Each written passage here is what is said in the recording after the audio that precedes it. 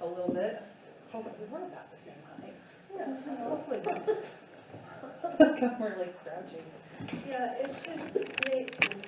Yeah, I need don't freak it out. I don't do my own tech. Sorry. That's perfect. Thank you. Okay, welcome to Helicon West. I have a script so that Recording in progress. Okay, we're recording, just so you know. Kiss the mic, everyone, or we won't be able to hear you out there in Zoom land. Okay, Zoom, can you hear me? All of our Zoom friends? Okay, we've got a thumbs up. We're very happy to welcome the Zoom crowd as well. We're so happy that you're here. We want you to know that we see you and we're grateful for your presence. My name is Camille. I am your MC tonight. Okay, here we go. Helicon West is a live reading series that brings published local writers to read alongside community members in an open, uncensored forum. In order to promote the voice of every community member and democratic ideals, we honor all levels of skill, ability, and craft. In addition to featuring published authors to give the literary arts more exposure in Cache Valley and its surrounding areas, we invite and celebrate aspiring writers from every walk of life to find and share their voices with us. We are committed to the causes of inclusion, accessibility, and representation in our writing community. Most of you know me, so that helps when standing up here. I would like to thank our sponsors, the Bear River Heritage Area, the Logan Library, Sugar House Review, the Utah Humanities, and our founder and patron saint, Star Cobra. Where are you? She's in the back. We love you so much, Star.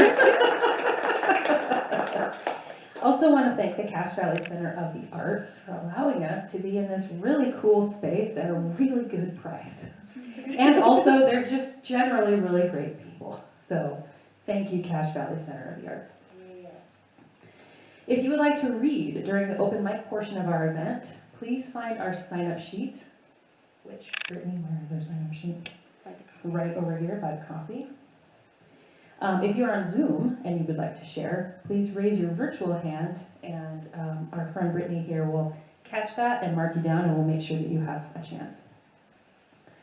After our featured reader, we will get as far down the list as time permits. Each reader will have up to 7 minutes of time to read, and after 7 minutes, they will be politely clapped off. All of our Helicon West events are recorded and then posted to our Helicon West YouTube channel. If you do not want to be recorded, but would like to read during the open mic, please make a note by your name when you sign up so that we can turn the camera off during your turn. Or just give me the... Any kind of communication. And that's totally fine. So, okay, Helicon West is made possible by our generous sponsors. Did I read that already? I kind of did, but I'm going to keep reading about it. Helicon West is made possible by our generous sponsors and by the community we serve. To help us stay in person until the new Logan Library is built, not to mention to stay hydrated and caffeinated, there are several ways to make a donation. We have a QR code somewhere out there. On the flyers. On the flyers, yeah, it's around. Just look us up on the internet, you'll find it. Or you can donate to us through PayPal. Or you can just leave some pocket change or jewelry or cryptocurrency in any kind of device and hand it to us, and that works too. We accept all forms of payment. Throwing some cryptocurrency. The CBD shop takes cryptocurrency. I can't not laugh at that. I cannot not laugh at that. That is so, like, I'm so proud of my generation. If I know one thing that we've done right. Okay. Help us continue to bring free literary events to our community. If something moves you, if the coffee revives you, if you got a great date out of tonight, consider leaving a tip. Help a good thing keep going. You can also support our dear featured readers by purchasing copies of their books. In fact, do we have copies of books? We're going to have copies of books at some point from Stacie. We'll talk about that in a second. So pay attention and keep track of when that book comes out so that you can buy a book from Stacie. Okay, so speaking of our wonderful reader tonight, Stacie Denetsosie is a Dene fiction writer and poet. Her clans are Bitterwater and Born for Mexican. She is from Kayenta, Arizona, currently residing here in Logan, Utah, and works at Utah State University. Stacie recently graduated with her MFA in fiction from the Institute of American Indian Arts. Stacie is a member of the Sagbe Hojo Dene Writers Collective. Her work has appeared in Yellow Medicine Review, Phoebe Magazine, and Blossoms as the Cliff Rose, Mormon Legacies, and The Beckoning Wild via Torrey House Press. Stacie has a short story collection forthcoming in fall of 2023. And with no further ado, I'm going to turn the time over to Stacie.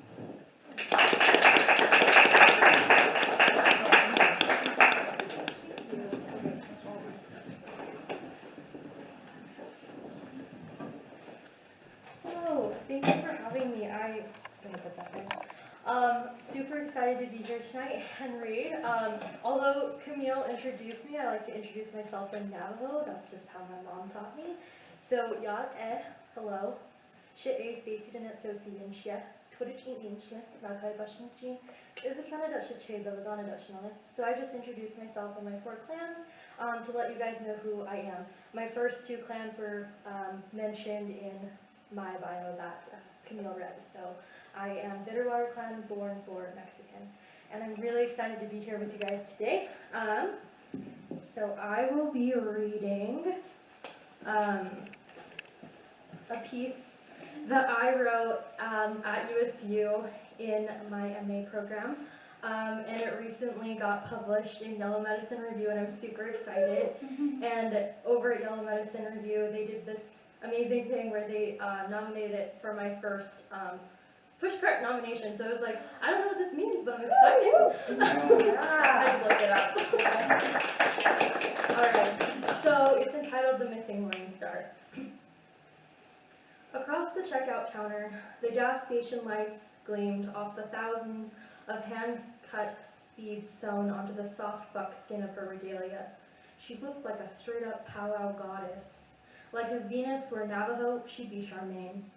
Her hair was slicked as if she were christened by the holy Crisco shortening, nothing showing but the silver moon white of her scalp.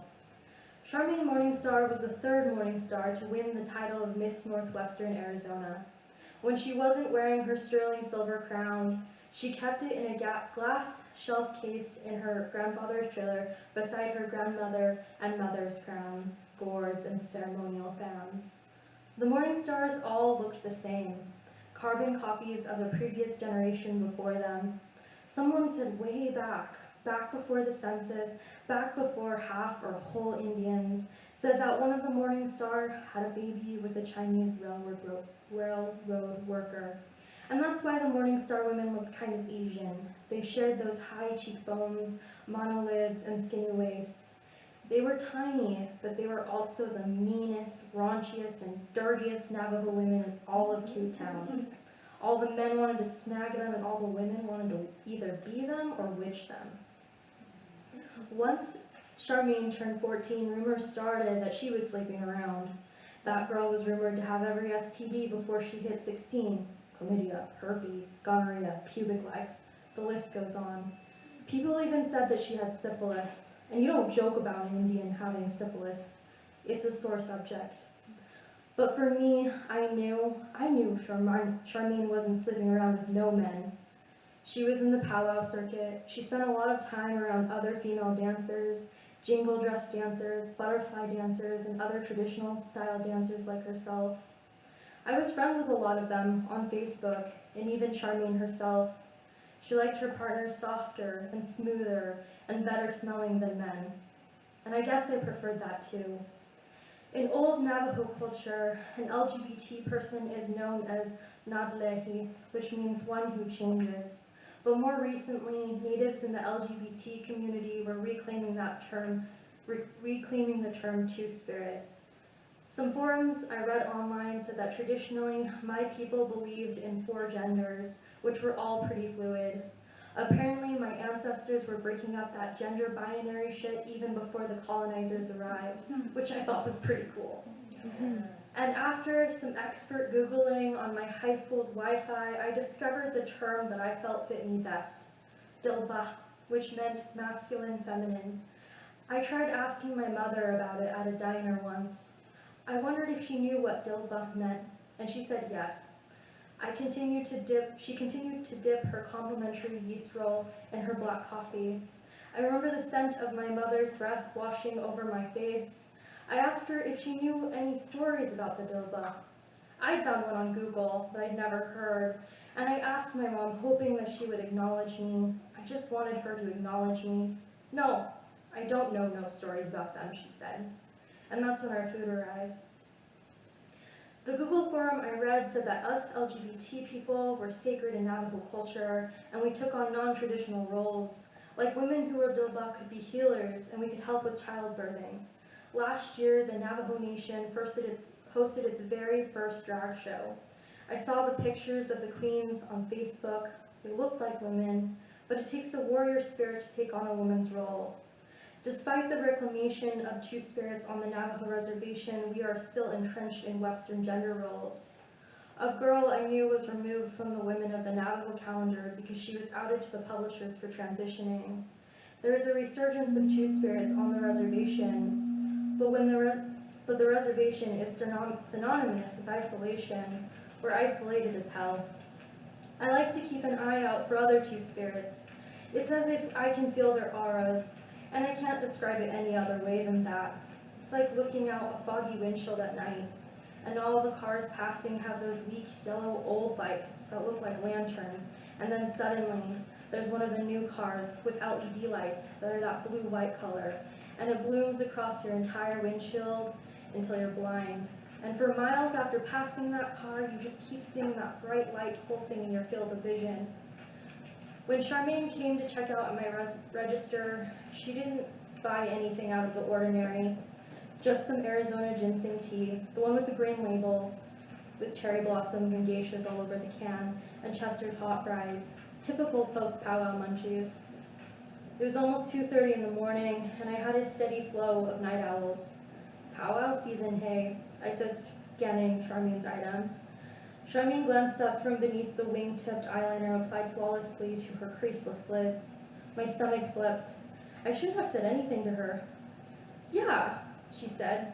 She smoothed the mink skins that connected to the beaded rosette that adorned her powwow braids. I bagged her stuff. Can I get some chew, too? She read from her phone screen. Skull, fine-cut menthol. I nodded, locating the tobacco chew. I like this kind, too, I lied. I don't chew, she said. Of course she didn't. The green can slipped out of my hands and hit the spotted gray tile. Sometimes the R's are wrong, and sometimes all you see is spots. I grabbed another skull can from off the shelf dispenser and turned around and scanned the barcode with the glowing red light. Charmaine stared into the blue light of her cell phone. It'll be 9:37, I said. Charmaine swiped her card, grabbed her bag, and walked out the door. The cowbell on the door clanged, and as she left, I watched her walk out to her grandfather's gleaming black Ford F-350. I crouched down to pick up the dented skull can. The L on the package was smushed into a thin I. I pressed my thumb into the dented L until my fingernail turned white. I wondered if Charmaine was seeing anyone, or maybe she was straight. Maybe I just wanted someone to be like me so badly I believed the Morning Star gossip. I felt my eyes well. I scratched them back and brushed the tears into my hair. Outside, a truck backfired. I stood up just in time to see a beat-up res truck pull off onto Highway 60 leading west out of Kanta. Both taillights were out. Charmaine's F-350 was still parked at the gas pump, but the door was ajar, as if she never made it inside. When I got out to her ride, the open door sensor was beeping. Her tea had exploded on the pavement. Just near the door was a mink braid tassel connected to a red, torn beaded rosette. Cut beads littered the concrete, winking to the beat of the door sensor like a powwow dancer to the drum. I picked up her beaded rosette, cupped it in my hands, collecting the pool of red beads falling from the torn stitching.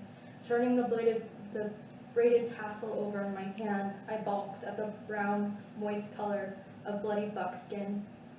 15 minutes later, I stood beside the Navajo Nation police officer behind the counter of my checkout station. Heat rolled off of him in waves, and I could smell the subtle reek of his doughy body. The surveillance footage was glitchy, but it was all we had. So when Charmaine moved, she moved like Pac-Man. She made it out to her vehicle like I remembered. Then the blue truck without plates pulled up alongside of her, sandwiching her between the two vehicles. It was unclear from the footage what happened after that. Perhaps the driver struck her over the head, or maybe he pulled her by the long, oil-smooth braid. I wasn't sure. Officer Yazi wasn't sure, but we both assumed that it was a he who took her. We didn't have a clue. All we had was some grainy-ass footage. Do you have any other footage from any other angle? He asked. I shook my head no. Are you sure you didn't see anything else? He asked. Despite his large body, built on mutton stew and fry bread, Officer Yazi's eyes were deep sunken and made him look earnest. Sorry, officer, that's all I have, I said, gesturing to the surveillance screen. Officer Yazi's radio crackled on. You saw the truck go east, he asked. I nodded. He tilted his radio towards his mouth. Code 425, I need all officers to head toward milepost 54 toward the junction. I grabbed my jacket off the counter. We're heading out east to sweep the area, he said. Yeah, let me just lock up real quick, I said. The officer's Yazi's radio blared on, another officer's voice cutting through the static. I'm on my way. You can't come, we have to sweep the area. My face warmed. I tugged my jacket closer to my body. The hard edge of my chevron name tag bit into my chest. Well, what if you can't find her, I asked. What are you guys going to do about it then? We'll alert her family members and file a missing persons report, he said. I'm sorry, but there's just not enough of us on call. I already have 2 men coming out from Tuba. Tuba was a neighboring city nearly 45 minutes away. Let me help. I know all the back roads, I said, trying to think of every ATV or red dirt road I'd ever traversed. My officers need to sweep the area. If we don't find her, we'll contact you, and the community members will continue the search tomorrow. Officer Yazi clipped the radio onto his belt that rested underneath his stomach. His pants sunk deeper down around his waist, exposing a sliver of sun-darkened skin. Futilely, he pulled on his buckle to pull his pants back up. Flushed with embarrassment, he tipped his head at me and bustled out the door. The cowbell clanged against the door, and the gas station was empty again.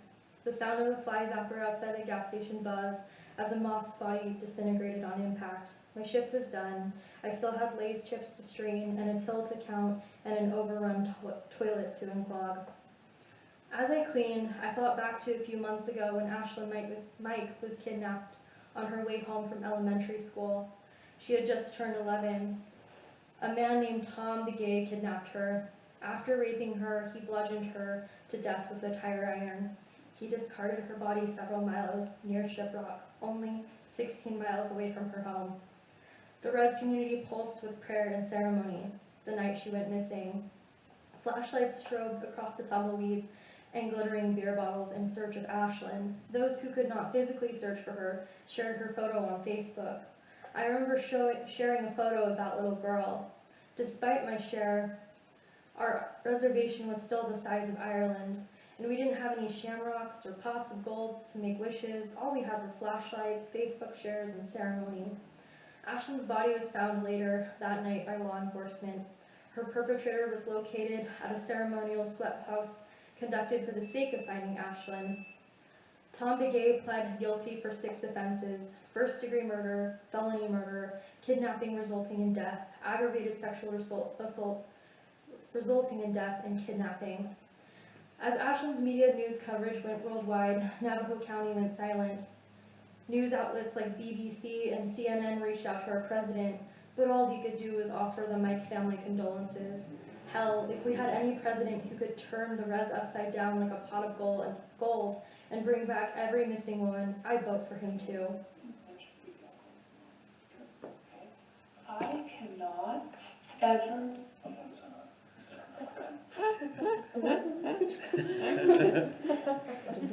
There we go, it's muted.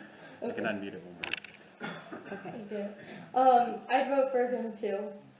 Instead of for Charmaine's sake, I imagined a swarm of Indians like ants running all over the res, our bodies crawling all over each other to turn over rocks, twigs, and sheep shit only to be flushed out by an oncoming storm. When I arrived home an hour and a half later, the trailer was lit from the inside like a glowing coal. My mother was a religious morning person, and by that I mean she believed that the holy people would bless her for rising before the sun. My mother was deliberate in the way that she led her life. She would pray before the dawn with her corn pollen, and soon as the sun broke up over the horizon, she would run east with a half a dozen panting res dogs behind her. In the summer, I would join her, and we'd shout at the salmon-bellied sky, letting the holy people know that we were awake and we were their children, and that we needed their strength. This particular morning, my mother's truck was parked beside the trailer. She had thrown an old hose from the spigot behind the trailer out to the 2 water bottles nested in the bed of her truck. She must have forgotten about the running water because the barrels were overflowing and the water spilled onto the earth from the cracks in the tailgate. I got out of my car and ran behind the trailer to turn the water off. From inside the trailer, I could hear my mother scrambling around the kitchen. She flung the back door open. "Oh shit, the water," she said. "I got it, Mom. Don't worry about it." "Thank you," she answered. "I was making lamb formula and I forgot I left that water running." She dried her hands on the apron she made out of a bluebird flower sack. On my res, bluebird flower is iconic. If somebody in the community is sick or needed help with a ceremony, the best thing to do is to show up with a sheep to butcher and a sack of bluebird flower.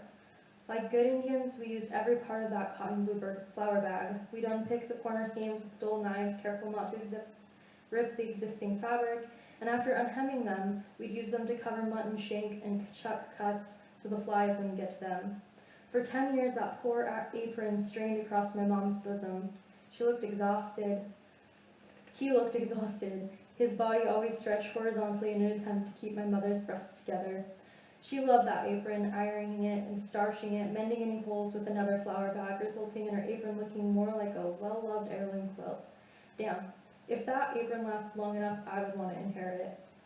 "Get inside, I need your help," she said, pinching a black rubber lamb nipple while she shook the lamb formula inside of a glass bottle.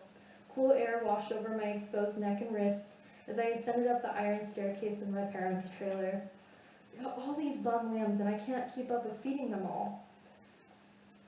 Inside, the same aluminum bowl that we used to collect corn pollen, my mother had mixed at least a gallon of water with a few cups of lamb formula. Beside the dish drying rack was an oil funnel that she used to pour the formula into the thin-necked Coca-Cola bottle glasses. She liked the bottles because they lasted longer and they were easier to clean, and the rubber nipples stretched over the spouts better. "I tell your dad every year to separate the rams from the ewes or to put a diaper on them so that no 1-year-olds don't get pregnant, but does he listen to me? No!" I'm always saying, if he doesn't want the rams to fight, we have to rubber band their balls in the spring. Now we have too many lambs and too many young moms. Her arms jiggled as she mixed the formula with a tarnished wire whisk. My mother tasked me with filling the bottles with formula and attaching the nipples. I thought back to weathering season and my mom yelling at me as I tried to stretch a green rubber band the size of a Cheerio over the shearling-covered testicles of an adolescent ram. I'd use both hands to compress the handles of the castration pliers. The young ram's stomach heaved as he kicked the sponge earth layered with generations of sheep shit. His oval reflective irises combined with snot dripping down his nose was unsettling. I was afraid of him escaping my mother's tight grip and impaling me with his sharp developing horns.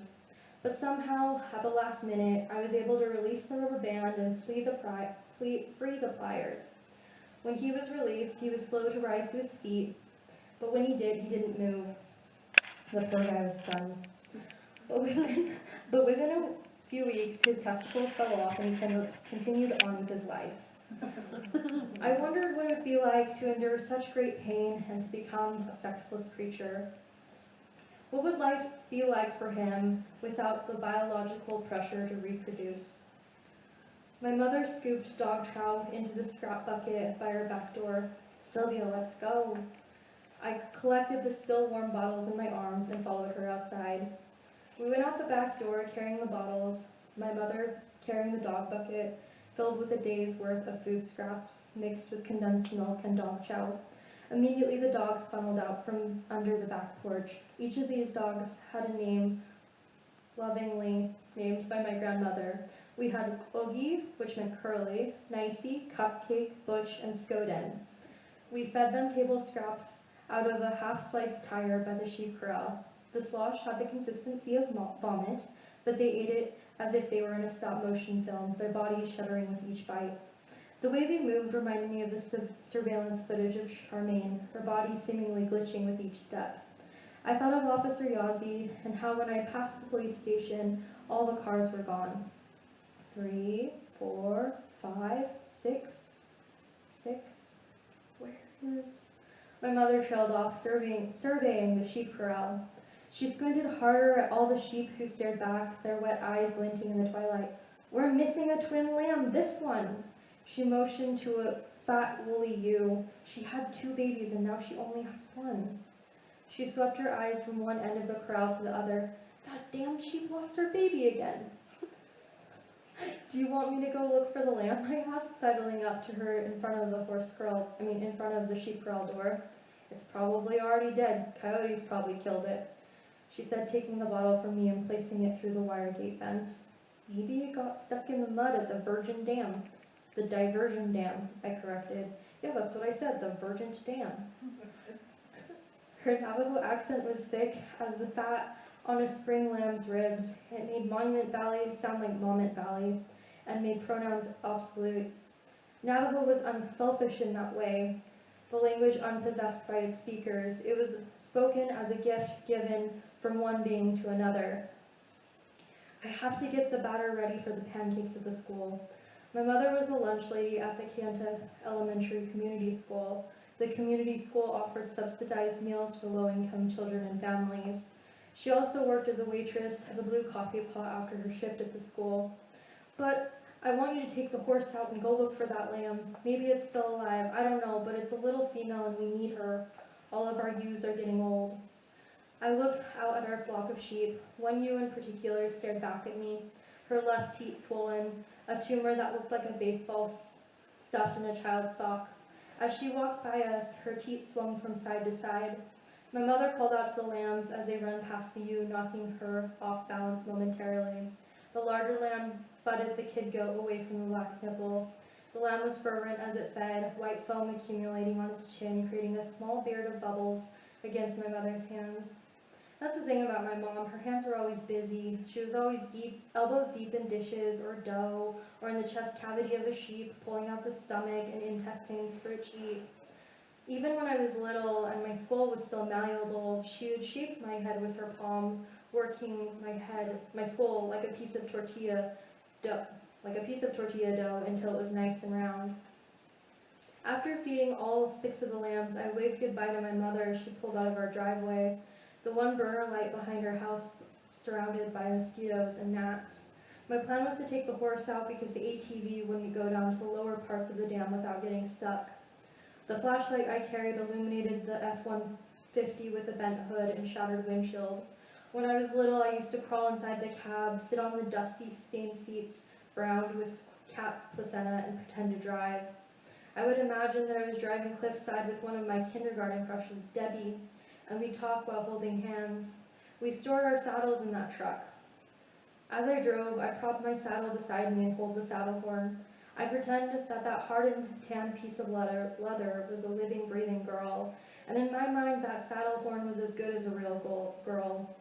It was made out of flesh, cow's flesh and bones. It had a skeletal structure to maintain the shape of the horn. One day, my paternal grandmother, Lula, came out of the trailer to bring me candy as she usually did after visiting the grocery store. Imaginary Debbie and I were driving over Delicate Arch. Grandma Lula tapped the windshield with an arthritic knuckle. "Is that your girlfriend?" she asked, her eyes squinting at me, deepening the velvety pockets around her eyes. "Yeah," I nodded back, grinning. I opened the door for my grandmother and grabbed her hand. She had rheumatoid arthritis in her hands, which was diagnosed by the IHS clinic doctors as bone erosion and the swelling of synovial fluid in her joints. So my grandmother decided to drink joint juice to combat genetics, but the joint juice failed. To my grandmother, her inability to weave because of her fingers represented the end of her creative life.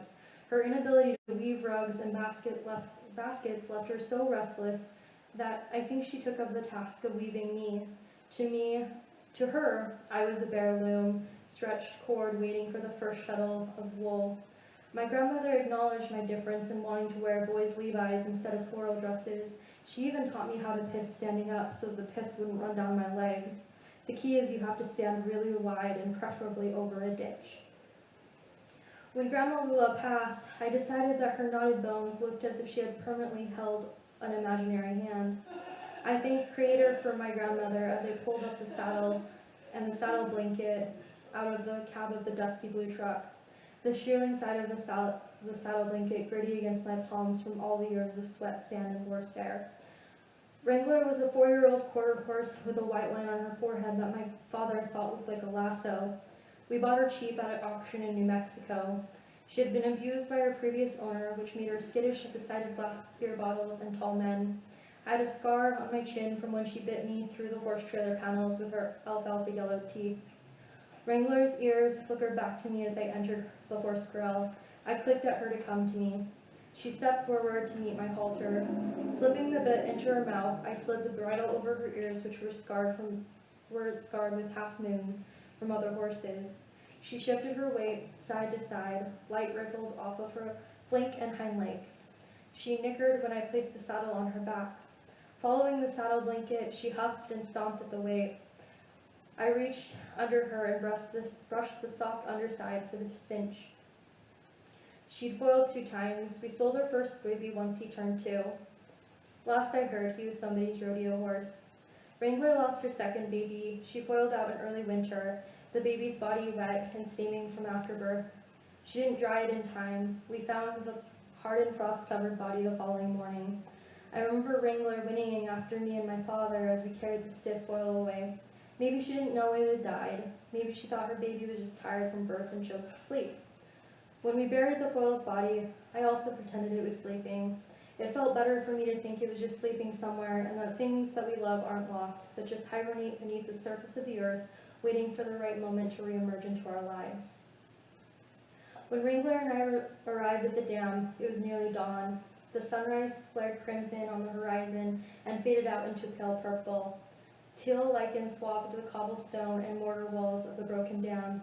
So many seasons of wet weather had penetrated the foundation of the dam, creating deep fissures within the stone. Strained by 0-degree nights and arid summers, those cracks finally broke the wall last spring when the monsoon rains came down so heavy that Canto awoke to rigid suits of yucca, open-mouthed scarlet globe mallows, and a blanket of bursting cottonwood seeds. Now the flat riverbed was dry, shell cracked beneath Wrangler's hooves as if she were walking on a bed of hissing holes. Passing a washed-out bridge, we followed the trail of sediment deposit that led from the dam to the depths of the ravine. This dam was a subsidiary of the Little Colorado River, so the sediment was unique, carrying a canary yellow clay to the vermilion red sandstone riverbed, which naturally sloped down into this scarce water reservoir.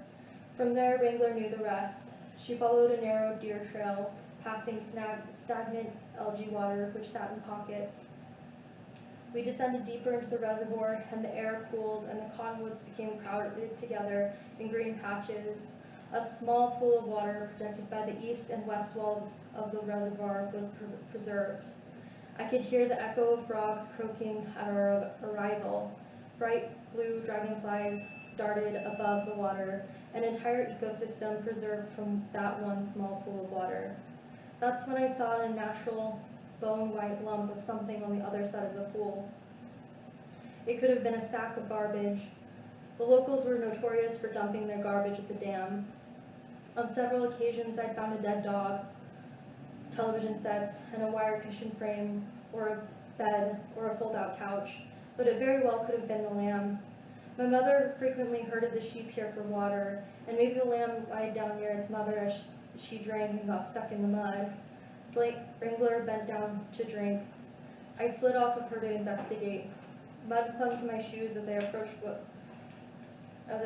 the clump of beige leather. Surely the cows had died here before, but their hides usually didn't appear so uniform. The hide squelched when I freed it from the mud. A cold chill spread through my stomach as I unearthed Charmaine's powwow dress. The leather had swelled and yellowed from the water. It had been in there long enough to sink into the mud. I dropped the dress. Mud splashed up onto my calves. "Charmaine," I called, my voice echoing from the reservoir walls. Wrangler's ears perked up. The wind swept through the cottonwoods. Dragonflies orbited my head in dizzying constellations. I yelled once more, "Charmaine, are you here?" Rocks bounced off the sandstone in the distance, and the sound of more rock followed. "I need help. I'm stuck," called a voice that seemed to come from inside the reservoir walls. "Where are you?" I yelled, frantic this time. The last few seasons of monsoon sent torrential rain through the weak points in the south end of the sandstone walls of the dam. Eventually the water would crack open the gullies. I clambered up a pile of hardened sand to a ditch in the south wall. "Charmaine," I called out. "I'm here," she said. Last lambing season, I delivered my first lamb. The ewe had been in labor for more than 2 days. My mother and I moved her from the sheep corral to the hay house. Beams of light funneled down from the wood slab roof as the ewe's body shuddered with contractions. My mother sat beside me as we pierced the amniotic sac. Immediately the black spotted lamb's nose appeared. Her hooves hooked out of her mother's body, but then the contraction stopped. For half an hour the ewe pushed. Guided by my mother, I corrected the position of the lamb's elbows in the birth canal by pushing the lamb slightly back up into its mother. His body felt slick, like wet clay in my hands. Straightening her legs, the lamb's limp body toppled out of the ewe. Yellow from the womb, the lamb's coat had the texture of cottage cheese. Delivering Charmaine from the gully was much the same. She returned to the world naked and covered in yellow clay. Thank you. Thank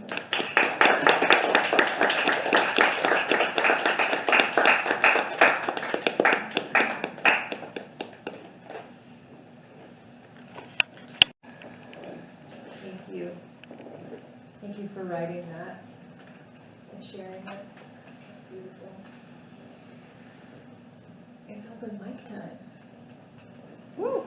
Let's go to the open mic time. Was that open mic or was that check-in? That's open mic.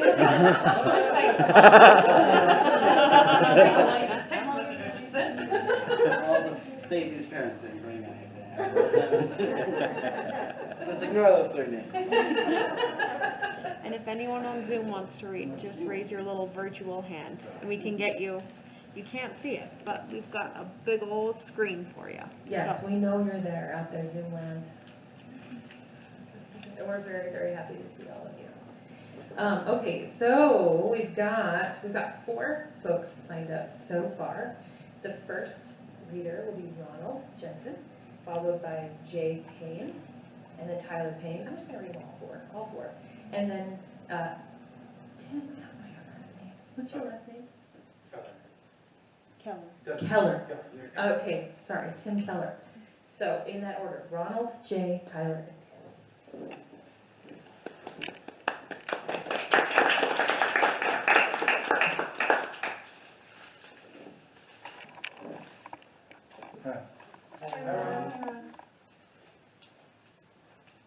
Well, 15 years ago, Helicon just switched into the first year shelter. And ages later on, and things are now, to me, years to come, be like no others. Now it's been 3 years later still, without a mouth, and it always will. I'm going to tell Elizabeth, listen to me read, and you change your good. You do your good, keep the doing there. If you take the job code, if you take them, they'll get through you until the end. Now it's short to say, you passed away. We'll be missing you now, and day to day.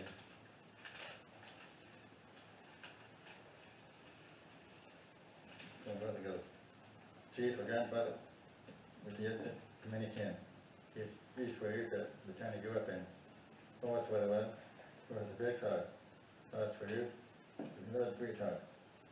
Cheers for God, he's part of our clan. Yes, we hear you don't know this man. His name's George, and we live in Sub. It's about the train. They take over. Thank you.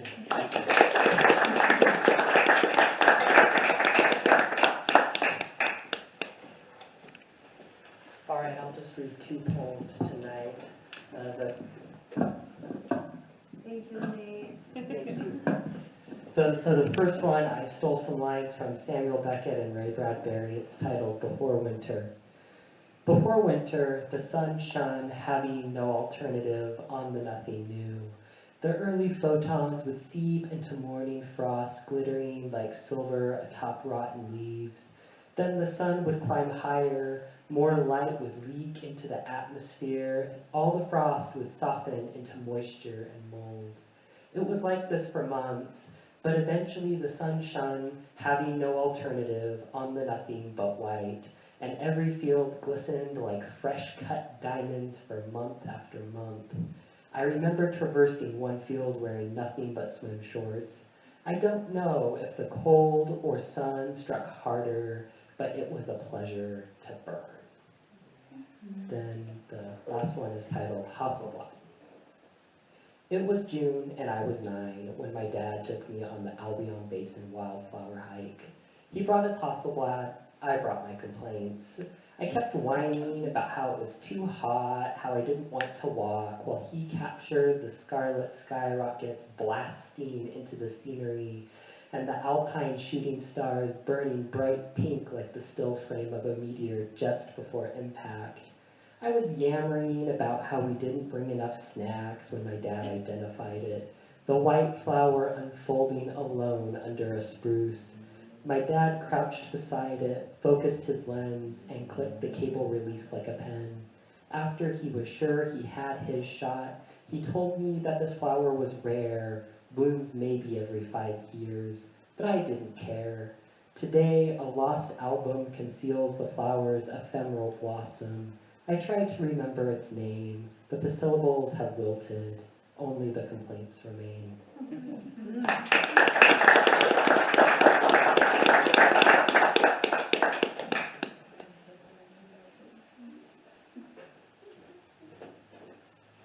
And this is a short little section, a little scene from a book that I'm writing. Max woke up to tiny fingers poking him in the face, followed by some giggles. "Go away," Max groaned, still exhausted from running around all night. He flipped onto his stomach, covering his face protectively with his arms, as he tried to ignore the assault. The attack stopped, letting Max relax and start to drift off. Just as he started to get comfortable, something heavy landed on his back, causing him to cry out in pain and surprise. He heard the culprit giggling as he rolled over to see his 4-year-old sister, Gemma, sitting on top of him with a big grin. "What do you want, Jim?" Max asked, trying his best to stay annoyed. "Mom said you need to get up for lunch." Max heaved himself up, rubbing his eyes. His eyes shot open. "Wait, lunch?" As he turned to stand up, Gemma jumped on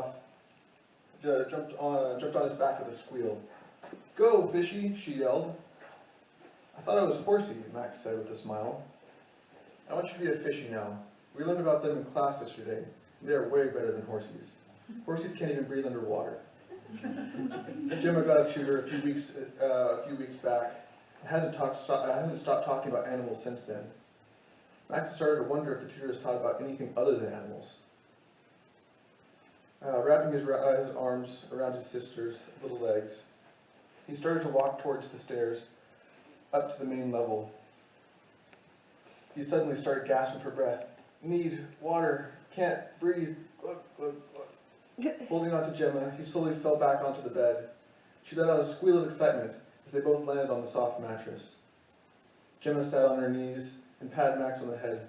"Don't worry, fishy, I'll run and get you some water right now." She jumped off the bed, stumbled, and then ran toward the other room. Realizing that the only liquid in the basement was in the waste bucket, Max quickly sat up. "I'm cured! I'm a magic fish now! There's water all around me!" He let out a sigh of relief as she came running back in and jumped on his back. Max started walking back toward the stairs. Kind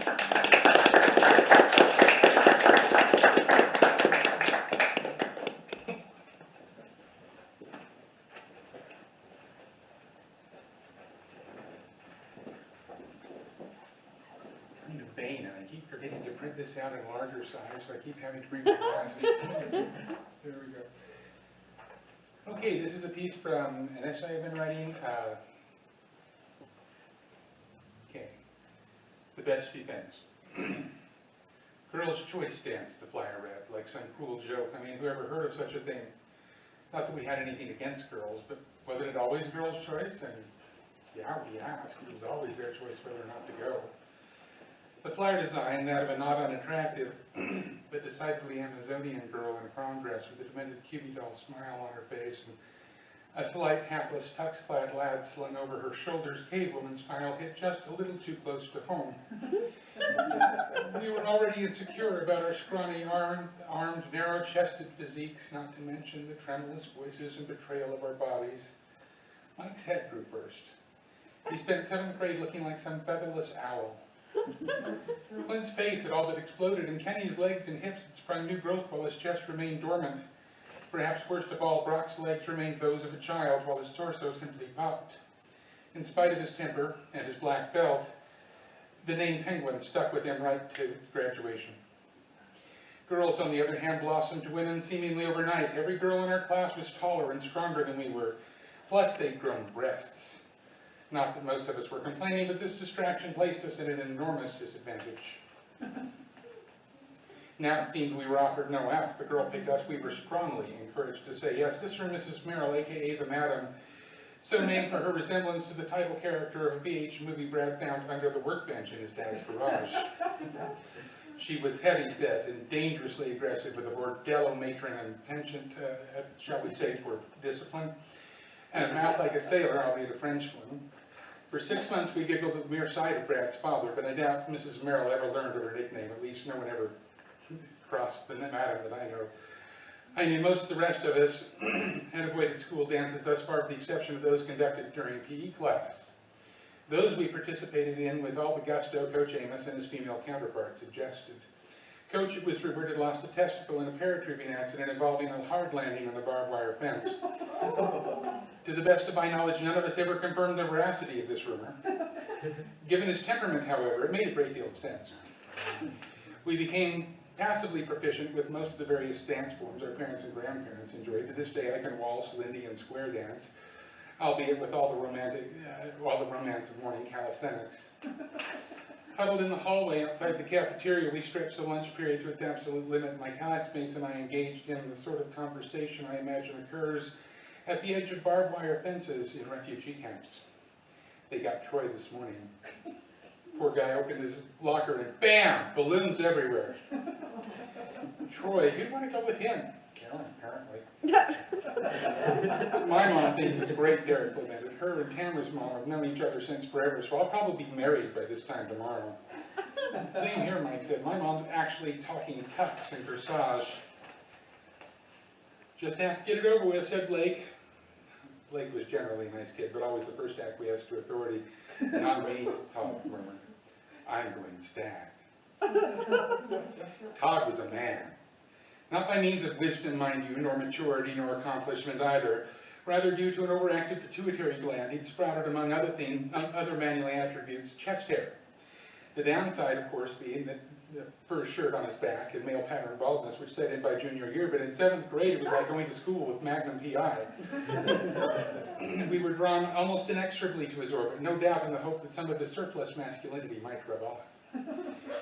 It was from him we took our cues, and this time, I mean, what an answer, cool, revolutionary even, and so unimpeachably final that even the Madam had no response. I must be clear, pause here to be clear, Todd's use was the first. The shot heard around Jefferson Junior High School, as it were, but I was the second. Just ahead of the wave, a veritable chorus of pubescent dissent, and so began the revolution. Viva la resistance! One had but to say the word to invoke stag, so edgy, potent, compelling. We reveled in its might.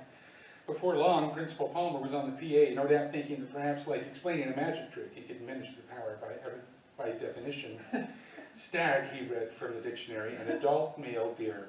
A young male domestic chicken or turkey, sounds about right. You're all a bunch of chickens. A social gathering of men.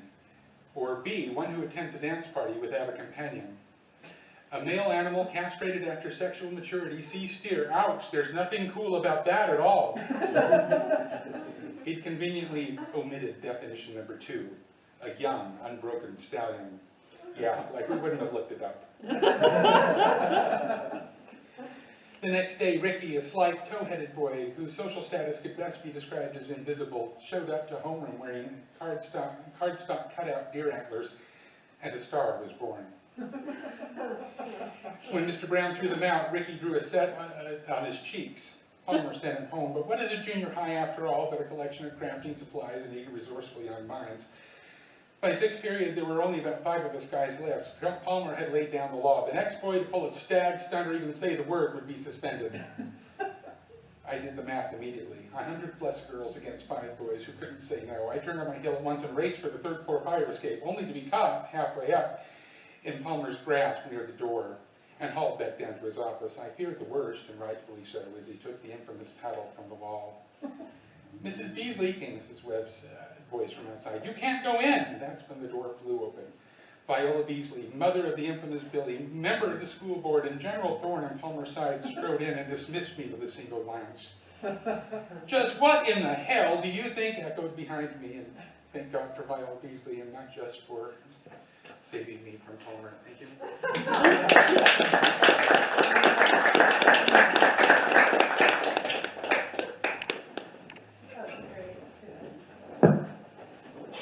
That was amazing. Thank you.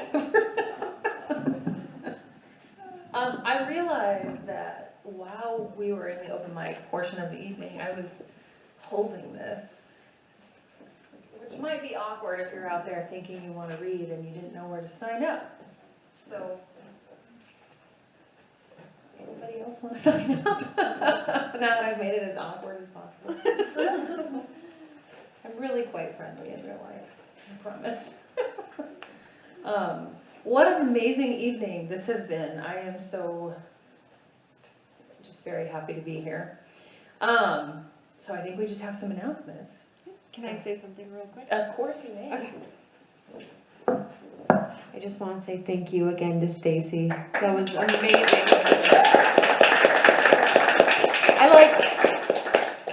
I wish that whole book was just your essays and that you could just stay and read it for like, I don't know, the next week straight. But is there anywhere that people can go to like follow you or pre-order your book yet?